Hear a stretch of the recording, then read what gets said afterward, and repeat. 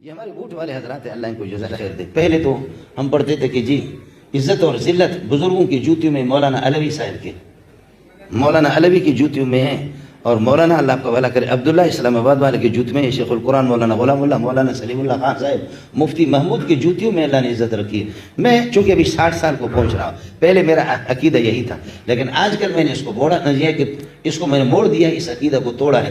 آج کل میرا رخ یہ ہے، عزت اور ذلت سارے بوٹوں میں، البوٹ ملبوٹ وما ادراک ملبوٹ۔ آپ سمجھ رہے نہیں سمجھ؟ بوٹ والے بھی میرے پاس آ کر کے تعویذ بھی لیتے ہیں، بہت بڑے بڑے بوٹ والے، بڑے بڑے تعویذ بھی لیتے ہیں۔ کبھی ہمارا جیب خالی ہوتا ہے تو وہ کہتے ہیں کہ حضرت گھر میں بس سخت لڑائی ہے۔ میں کہتا ہوں کہ 40-50 ہزار روپے دے دو، یہ سارے لڑائی ختم ہو گئی۔ اگرچہ ہمارے گھر میں خود لڑائی ہے۔ جب کوئی آدمی محمد کہے گا تو یہ ہونٹ اس کے 2 مرتبہ ایک دوسرے کے پپی لیں گے، بوسہ لیں گے، پھر محمد ادا ہوگا، ورنہ نہیں ہوگا۔ آپ یہ کرو، پنڈی والے اور اسلام آباد والے اپنے اوپر والے ہونٹ کو کھینچو اور نیچے والے کو کھینچو، اب محمد کو نہیں کہہ سکتے۔ آپ کو میری بات سمجھ میں آ گئی؟ تو مان نہ مان، میں تیرا مہمان، مجھے مانو یا نہ مانو، میں مہمان ہوں۔ وہ کہتے ہیں کہ مذمم قابل مذمت، اور اس میں کوئی کمال نہیں، کوئی خوبی نہیں، مذمم کہتے ہیں، لیکن میرے رب نے مجھے محمد بنایا۔ اور میں عرض کر رہا ہوں کہ ایک نام ہے، اس کو ادا کرتے وقت آپ کہیں گے محمد، پہلے بھی میم ہے، قاری حضرات جانتے ہیں کہ حروف شفویہ میں سے ہے، دونوں ہونٹ آپس میں ملیں گے، پھر ہاں آئے گا، پھر اس کے بعد واپس میم۔ اب محمد 2 مرتبہ اس لفظ کو ادا کرتے ہوئے ہونٹ ایک دوسرے کا بوسہ لیں گے، اس سے بڑھ کر کے کیا ہے؟ حضرت اقدس صلی اللہ علیہ وسلم کی سیرت کو بیان کرنا اور آپ کے مقام کو بیان کرنا مولوی نہیں کر سکے گا۔ مولوی اپنی دکان کو بیان کرتا ہے، مولوی صاحب اپنی مارکیٹ کا تعارف کرتا ہے، باقی حضرت کو کوئی حضرت اقدس صلی اللہ علیہ وسلم کا تعارف نہیں کر سکتا۔ ذی اوصاف ممتاز تو این بسست کہ کردد خور آخر الانبیاء۔ آپ کی تعریف کے لیے اتنی سی بات کافی ہے۔ میں مولوی ہوں، ملا ہوں، میں اتنا کہہ سکتا ہوں، چھوٹا منہ بڑی بات۔ میں محمد تیری تعریف کیسے بیان کر سکتا ہوں؟ صرف اتنا کہتا ہوں، حسن و جمال بھی آپ پہ ختم ہے اور نبوت بھی آپ پہ ختم ہے، بات ہی ختم ہو گئی۔ آپ لوگ تھکے تو نہیں ہیں؟ حسن و جمال بھی آپ پہ ختم ہے اور نبوت بھی آپ پہ ختم ہے۔ آپ صرف محبوب الخلق نہیں ہے، محبوب الناس نہیں ہے، آپ محبوب الخلق ہے۔ آپ یہ کہ جانداروں کے بھی محبوب ہے، پہاڑوں کے بھی محبوب ہے، درختوں کے بھی آپ محبوب ہے۔ بخاری شریف میں حدیث ہے، جب سفر میں تشریف لے جاتے، غزوے میں واپس آتے، تو اذ طلع احد پہاڑ جس وقت نمودار ہوتا، تو حضرت اقدس صلی اللہ علیہ وسلم مسکرا کر کے فرماتے، ھذا جبل یحبنا ونحن نحبہ، یہ پہاڑ ہم سے محبت رکھتے ہیں، ہم اس سے محبت رکھتے ہیں۔ اب پنڈی والوں کو خدا یہ سمجھائے کہ پہاڑ تو نبی سے محبت رکھے، لیکن یہ کہ ہم زمین جنبد نہ جنبد گلبد خان، ہم لوگ گلو خان ہیں۔ جتنے بھی یہ ہے کہ لوگ ہلے، لیکن ہم لوگ گلو ہے، گلو کو گلبد خان کو کوئی پتہ نہیں چلتا کہ کیا ہو رہا ہے۔ یہ آپ کی محبوبیت ہے۔ محبت کسی سے ہوتی ہے اس کے حسن و جمال کی بنیاد پر، محبت کی بنیاد حسن و جمال ہے۔ حضرت انس فرماتے ہیں، شمائل میں موجود ہے کہ خدا کی قسم نے اس سے پہلے ایسا دیکھا نہ اس کے بعد ایسے دیکھا۔ آپ لوگ تھکے تو نہیں؟ یہودی امام محمد کو دیکھ کر کے، امام محمد امام ابو حنیفہ کے شاگرد ہیں، بڑا سونا تھا۔ امام محمد کو لوگ دیکھ کر کے مسلمان ہوتے تھے، جیسے مجھے دیکھ کر کافر ہوتے ہیں۔ ہمارے حسن و جمال کا حال یہ ہے، مولوی صاحب کو دیکھ کر کے میں کہہ رہا ہوں، لوگ متنفر تو ہوتے ہیں، لیکن یہ کہ امام محمد آپ نے سنا ہوگا، امام ابو حنیفہ کے شاگرد ہیں۔ یہودی بھی دیکھ کر کے، یہودی بھی روتے ہیں، کہتے ہیں کہ ہم نے تمہارے بڑے محمد کو نہیں دیکھا، یہ امام محمد کو ہم نے دیکھا، ابو حنیفہ کے شاگرد کو دیکھا۔ ھذا محمدکم الصغیر فکیف محمدکم الکبیر۔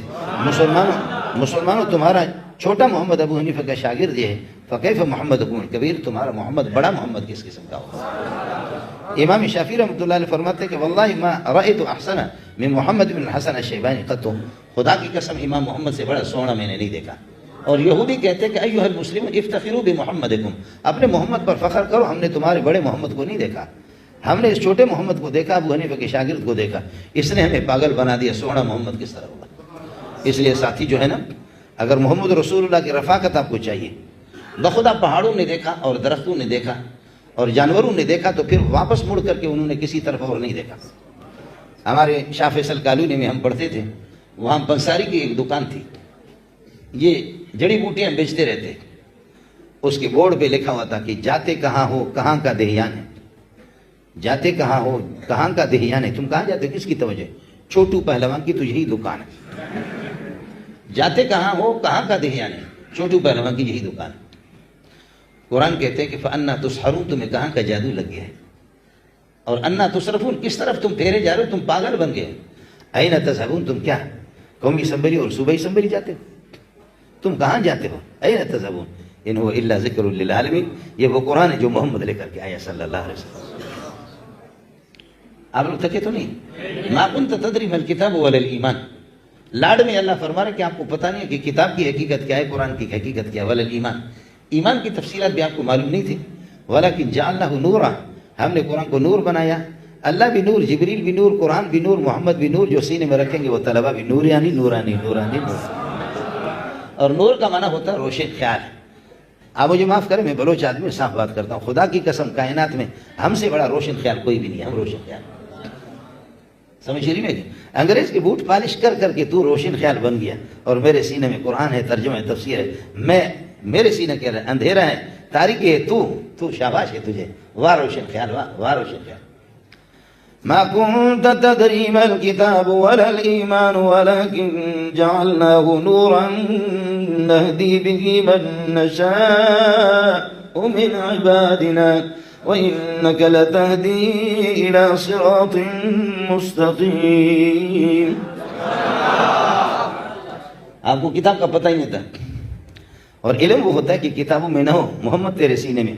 بل هو آیات بینات فی صدور الذین اوتوا العلم وما یجحد بآیاتنا الا الظالمون.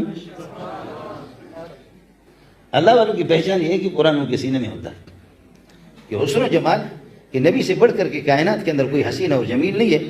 آپ فرماتے ہیں کہ پہاڑ بھی مجھ سے محبت کرتے, پھر پہاڑ دیکھ کر کے ابو بکر بھی آپ کے ساتھ ہے, عمر بھی ہے, اور عثمان بھی ہے.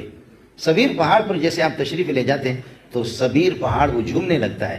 حدیث آپ کو سنا, جھومنے لگتا ہے خوشی کے مارے کہ میرے مہمان بہت آگے. کیسے مہمان آگے؟ نہ آسمان نے اس قسم کا مہمان دیکھا ہے, نہ یہ ہے کہ میں نے دیکھا ہے, کبھی زمین نے دیکھی اس قسم کا مہمان نہیں دیکھا. تو سبیر پہاڑ حرکت میں آ گیا, جنبش میں آ گیا. آپ نے فرمایا اسکت یا سبیر فإنما علیک نبی و صدیق و شہیدان. سبیر جم جا, اپنے اوپر کنٹرول کر لے. فإنما علیک نبی, آپ کے پاس ایک نبی محمد آیا, وہ صدیق, ابو بکر صدیق آیا, وہ شہیدان. ابو یہ ہے کہ حضرت عمر اور حضرت عثمان, یہ شہید اس وقت زندہ تھے, وہ شہید نہیں تھے. عثمان یہ ہے کہ حضرت عمر کو دیکھ رہا ہے, اور عمر یہ ہے کہ حضرت عثمان کو دیکھ رہا ہے. جب محمد کی زبان سے یہ بات نکلتی ہے کہ یہ دونوں شہید ہوں گے, تو پکی بات ہے کہ آگے پیچھے کچھ بھی نہیں ہوگا, ہم ضرور شہید ہوں گے. عمر فجر کی نماز میں محراب میں شہید ہو گیا, زخمی ہو گیا, اور حضرت عثمان پہلے پارے کی تلاوت کر رہا تھا. فَسَيَكْفِيكَهُمُ اللَّهُ وَهُوَ السَّمِيعُ الْعَلِيمُ. 40 دن آپ پر بلوائیوں نے آپ کو محاصرے میں لیا, اور آپ کا خون مبارک اسی پر گرا. تھکے تو آپ نہیں. کسی کے حسن و جمال کو, نبی وہ ہوتا ہے کہ اس کو دیکھ کر اس کے حسن و جمال. ویسے سید لوگ جو ہوتے ہیں ہمارے پٹھانوں میں اور بلوچوں میں ماشاءاللہ ایسے کالے کالے سید ہوتے کہ سبحان اللہ. سمجھ میں سید وہ ہوگا کہ خوبصورت بھی ہوگا, بہادر بھی ہوگا, سخی بھی ہوگا. آل رسول ہے چونکہ سلسلہ نبی سے چلا آ رہا ہے. سید کی پہچان یہ ہے کہ سید خوبصورت ہوگا, اور سید اللہ آپ کا بھلا کرے بہادر بھی ہوگا, اور سید کیا ہوگا, سخی بھی ہوگا. اور اب کے سید میں تو ہم نے دیکھا کہ ماشاءاللہ, اور مجھ سے بھی زیادہ بدصورت ہے, اور مجھ سے بھی زیادہ بزدل ہے, اور مجھ سے زیادہ بڑے بخیل ہے, لیکن پھر بھی سید ہے. تو ہمارے ہاں سید تو فوٹو کاپی کرتے ہیں نا, فوٹو اسٹیٹ ہو گئے, کسی سید سے ان کو فوٹو کاپی کر دیا. آپ کے حسن و جمال پر حسن و جمال آپ پر ختم ہے, نبوت بھی آپ پر.